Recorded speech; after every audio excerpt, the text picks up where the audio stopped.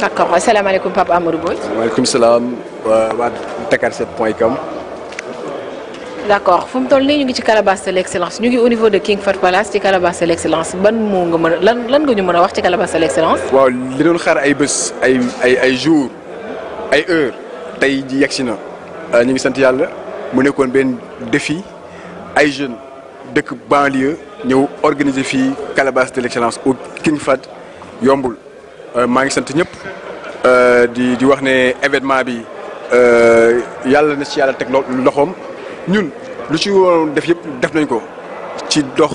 ci wax ci moyen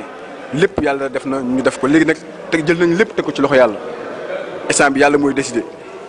jël nañ lépp teg ko ci loxoom di ñaan yàlla mu sotti ci barke Seydina Muhammad sallallahu alayhi wa sallam. d'accord mën nañu wax ne yow da nga osé parce que benn jeune boo xam ne mu ngi jógee banlieue ñëw di créer benn affaire bu toll nii ñëw di ko indi King Fahd Palace lan moo waral fit googu.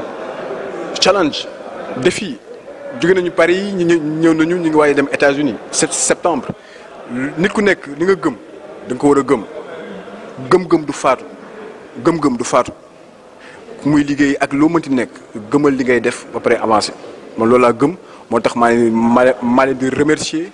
yàlla moom ñëpp la fi nekkal le soleil brille pour tout le monde waaw kon maa leen sant leen gërëm di wax ne nag événement bi jot na xam naa ne gars yi ñu ngi may xaar mais bon yéen waa Dakar 7 moom maa leen sant di leen gërëm. exclusivité bi franchement ay jàmbaar ngeen maa leen sant bu baax a baax di ñaan yàlla defar lépp ci barke Seydina Muhammad